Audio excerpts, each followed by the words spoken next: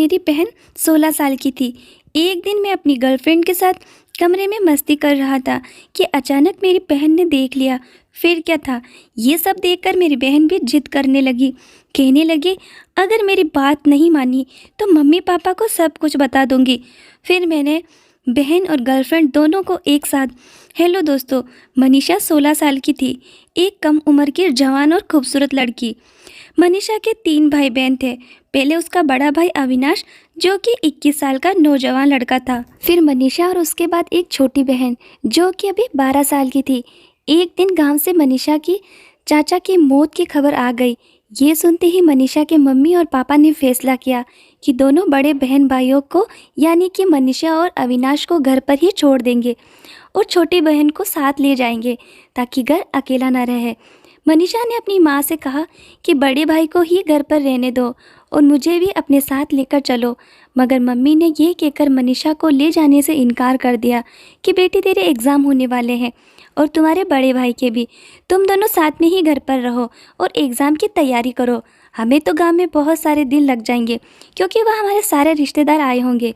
काश उसके मम्मी और पापा उस दिन उसे गाँव ले गए होते तो शायद ऐसा दिन ना आता।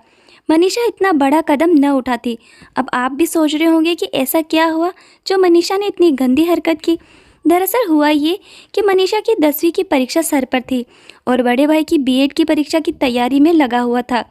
माँ बाप ने दोनों को घर पर ही छोड़ दिया और खुद गांव चले गए। अब मनीषा भी अपनी परीक्षा की तैयारी में बिजी हो गई और बड़े भाई तो वैसे भी कमरे में घंटों अपनी परीक्षा की तैयारी करता रहता था। पर माँ की जगह मनीषा की ड्यूटी लग गई कि वह बड़े भाई के लिए खाना बनाकर तैयार करे। पहले तो घर के सारे काम नहीं करती थी। अभी मम्मी और पापा को गए सिर्फ 3-4 दिन हुए थे।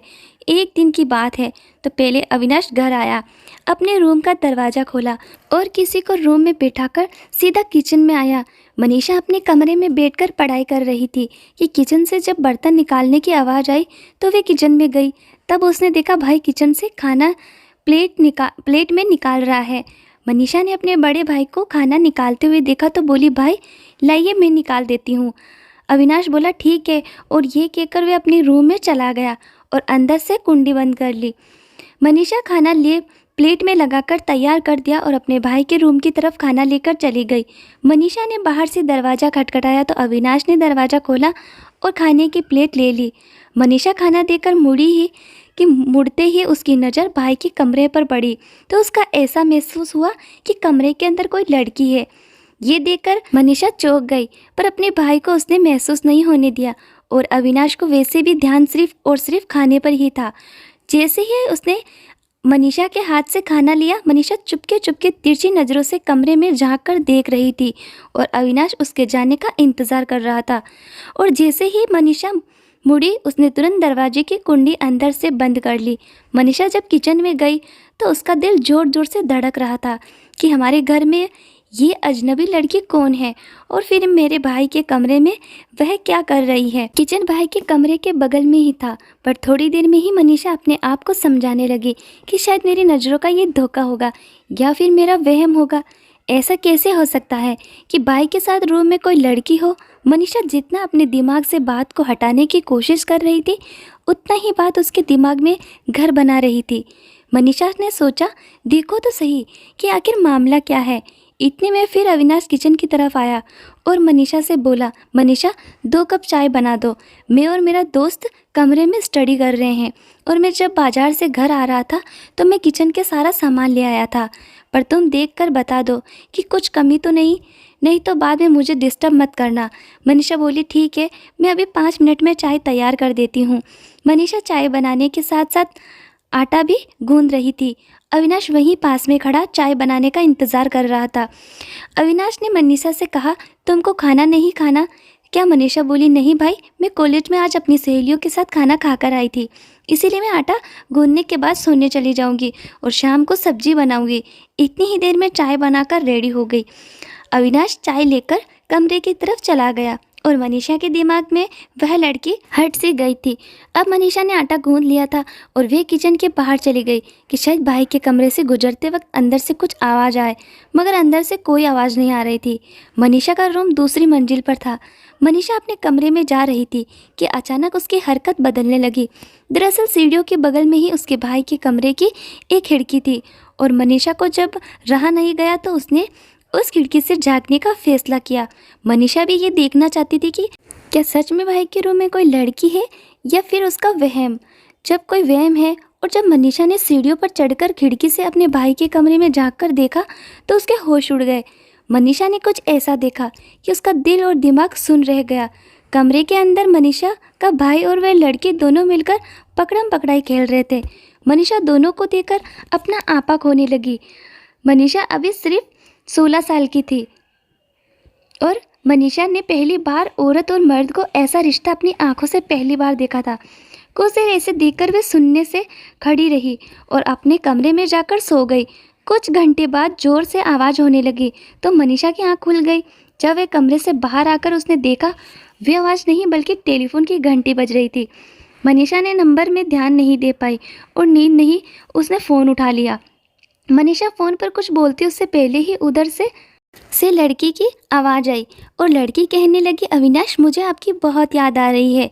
ये सुनते ही मनीषा भी समझ गई कि वही लड़की है जो सुबह मेरे भाई के कमरे में थी और वे घर जाने के बाद उस पर फ़ोन से बात करने की कोशिश में है। अविनाश अपने कमरे में ही था और जब उसने फ़ोन की घंटी सुनी तो दौड़ते हुए ऊपर आ गया। उसने अपने भाई को ऊपर आता हुआ देख वह तुरंत उस लड़की का फ़ोन काट कर सोने का नाटक करने लगी। टेलीफोन मनीषा के कमरे में ही था और जब अविनाश मनीषा के कमरे में पहुंचा तो उसने देखा फ़ोन काटा हुआ है और मनीषा सो रही है। पर मनीषा सो नहीं रही थी, वे तो बस सोने का नाटक कर रही थी। अविनाश ने तुरंत लड़की को फ़ोन लगाया और फ़ोन पर ही गंदी गंदी बातें करने लगा। दिन में वे हरकतें और अविनाश की ऐसी बातों ने मनीषा को अब लड़की से औरत बनाना शुरू कर दिया था। अब रात का 1 बन चुका था। मनीषा ने रात का खाना भी नहीं बनाया था। अविनाश जब बात करने फ़ोन से उठा तो उसने कहा, मनीषा उठो, तुमने तो खाना भी नहीं बनाया, कितना सोगी। तब मनीषा एक्टिंग करते हुए करवट लेकर उठी और बोली, क्या टाइम हो रहा है भाई। उसने कहा, रात का 1 बज रहा है और तुम तो घोड़े बेचकर सोई हो, खाना भी नहीं बनाया। अपने भाई की बात सुनकर मनीषा ने एक्टिंग की, 1 बज गया तो मैं दोपहर में सोई थी, आपने मुझे जगाया ही नहीं।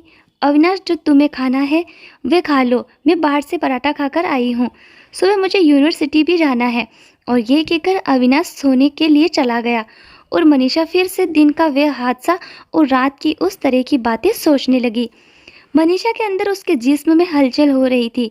मनीषा ने सब कुछ अपनी आंखों से देखा और कानों से सुना था, पर इतनी कम उम्र में होने के बावजूद उसे कुछ यकीन नहीं हो रहा था। और अब मनीषा ने धीरे धीरे गलत रास्ते पर चलने लगी थी और अब उसके दिमाग में दिन रात वही बातें घूमती रहती थी और वह दिन भर अपने भाई के बारे में सोचती रहती थी कि आखिर ऐसा करता ही क्यों है। और आप सभी लोग ये जानते ही होंगे कि लड़का हो या लड़की कम उम्र में बहक जाते हैं और ये एक ऐसी लत है कि अगर कम उम्र में लग जाए तो वे एक ऐसे जाल में फंस जाते हैं जो मौत आने तक भी नहीं छूटती।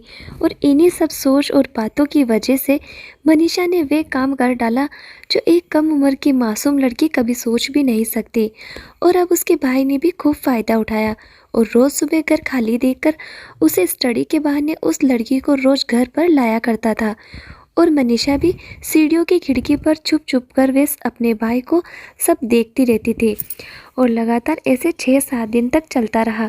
6-7 दिनों बाद जब मनीषा के पापा वापस आ गए, क्योंकि मनीषा के पापा की ड्यूटी थी, मनीषा के भाई की भी अपनी पढ़ाई में व्यस्त रहने लगा और मनीषा का पढ़ाई से ध्यान धीरे धीरे हट गया और उसकी ज़िंदगी बदलने लगी। दरअसल बात कुछ ये है कि इंसान जो चीज़ देखता है उसे पाने की पूरी कोशिश करता है और ये चीज़ मनीषा के साथ भी हो रही थी। मनीषा की मम्मी गांव से नहीं आई थी। रोज़ सुबह मनीषा का भाई कॉलेज और पापा ड्यूटी पर चले जाते थे, शाम को वापस आते थे। मनीषा घर में पूरा दिन अकेली रहती थी और वह अपने दोस्तों से मैगज़ीन लाकर पढ़ा करती थी और ये मैगज़ीन उसकी उम्र से कहीं ज़्यादा रंगीन थी, क्योंकि मनीषा की जो उम्र थी उस उम्र में उसे वे मैगज़ीन नहीं पढ़नी चाहिए थी, पर मनीषा ने अब अपना सारा समय नहीं सब चीज़ों में बिताना शुरू कर दिया था और अब मनीषा की तबाही का रास्ता खुल गया था। मनीषा अपनी उम्र से ज़्यादा सेहतमंद और हसीन थी। मनीषा को उसकी बढ़ती हुई उम्र में भड़का डाला और नए नए रास्ते पहुँचने लगी, जिससे वे अपने सारे फैशन पूरे कर सके। और फिर एक दिन घर की छत से ही एक रास्ता मिल गया जिससे वे सारी ख्वाहिशें पूरी कर सकती थी। मनीषा ने बाहर के कई लड़कों को फंसाने की कोशिश की, पर घर के साथ और समाज का डर सामने आया। मनीषा जल्द से जल्द कुछ कर लेना चाहती थी, क्योंकि अगर मम्मी आ जाती तो वे दिन रात चौकीदारी की तरह उसके पीछे पड़ी रहती और घर को चेक करना शुरू कर देती। और कोई भी माँ नहीं चाहेगी कि उसकी औलाद ऐसा गलत काम करे। एक दिन की बात है, मनीषा कपड़े धोकर छत पर सुखाने गई। मनीषा कपड़े सुखा रही थी कि दो घर छोड़कर उसे एक लड़का नजर आया, जो कि पहले भी मनीषा को बहुत से सारे मैसेज कर चुका था। पर उस समय मनीषा का जवाब था नफरत। वे उसकी तरफ देखती भी नहीं थी और मनीषा अपने भाई की वजह से आज उसे अपनी इज्जत सौंपने वाली थी। वे लड़का अपनी छत पर पतंग उड़ा रहा था। जब मनीषा ने अपने अंधेपन में आकर उसे लड़के को इशारा कर दिया, वे लड़का मनीषा के सारे को समझ चुका था और जैसे ही मनीषा उसको इशारा करने लगी और वे बंदरों की तरह छतों को लांघकर मनीषा के पास आ गया। मनीषा ने उसका हाथ पकड़ा और सीढ़ियों से नीचे लेकर आ गई और बिना कुछ कहे उससे लिपट गई। मनीषा इतना कहने पर उसको लगा कि वह लड़का तो मौके की तलाश में होगा, पर वह उल्टा उस लड़के ने मनीषा को बात को समझाने के बिना ही उसे अधूरा छोड़ दिया। मनीषा अभी 16 साल की ही थी और वह लड़का अविनाश का दोस्त भी था। जब उसने मनीषा की ऐसी हरकत देखी तो उसने मनीषा के मुंह पर 2 थप्पड़ जड़ दिए और वहाँ से मनीषा को धमकी देकर चला गया कि अगर उसने आइंदा ऐसी हरकत की तो उसके भाई से उसकी सारी हरकतें बता देगा। पर उस लड़की को छोड़ने की वजह से मनीषा अभी नहीं मानी थी। ये कह सकते हैं कि मानव शेर के मुंह से खून लग गया हो और वह इस खून से अपनी प्यास बुझाना चाहता था। लड़के के जाने के बाद तुरंत ही अविनाश घर पर आ गया। मनीषा ऊपर कमरे में ही थी। वह कपड़े पहनकर तुरंत नीचे आ गई। तब अविनाश ने मनीषा से बोला, कुछ खाने को मिलेगा? मनीषा बोली, नहीं भाई, मेरी तबीयत ठीक नहीं है, बाहर से ही कुछ खा ले। और वह अच्छा कहता हुआ चलता बना। मनीषा नहाने चली गई। नहा करने के लिए तो अपने कमरे में जाकर फूट फूट कर रोने लगी। उसे कुछ समझ नहीं आ रहा था कि आखिर वह करे तो क्या करे, आखिर उसके शरीर में ऐसी हलचल क्यों हो रही है। ये सब होने के बाद अविनाश बाजार से खाना खाकर वापस आ गया और उसने मनीषा को आवाज़ लगाई। मनीषा ने जैसे अपने भाई की आवाज़ सुनी तुरंत नीचे आई और उसे आकर लिपट गई। अविनाश को कुछ समझ नहीं आ रहा था कि ये क्या हो रहा है और जब मनीषा ने दरवाज़ा की कुंडी बंद कर दी तो उसके समझ में आ गया कि मनीषा आखिर उसे चाहती क्या है। और उस दिन दोनों ने अपनी हदें पार कर दी और मनीषा ने ऐसी हरकत की जिससे भाई बहन के पवित्र रिश्ते में दाग लग गया। और आज जब वे दोनों ऐसा कर रहे थे तब मनीषा की माँ ने आकर सब कुछ अपनी आंखों से देख लिया और वे बर्दाश्त नहीं कर पाई और किचन में जाकर उन्होंने खुद को मार डाला। और कुछ घंटे बाद जब मनीषा के पिता ड्यूटी से लौटे तो अपनी पत्नी की ऐसी हालत देखकर वे रो पड़े। तब देर हो चुकी थी कि घर पर पुलिस मनीषा और उसके भाई को जेल ले जाने के लिए तैयार थी। और जब मनीषा के पिता को ये पता चला तो पुलिस के जाने के बाद उन्होंने भी खुदकुशी कर ली। दोस्तों, इस कहानी से ये सीख मिलती है कि हम बच्चों के सामने ऐसी कोई भी हरकत नहीं करनी चाहिए जिससे बच्चों का मन भटके। हमें रिश्तों की इज्जत करनी चाहिए। तो दोस्तों, स्टोरी अच्छी लगे तो लाइक, शेयर एंड चैनल को सब्सक्राइब ज़रूर करें। धन्यवाद।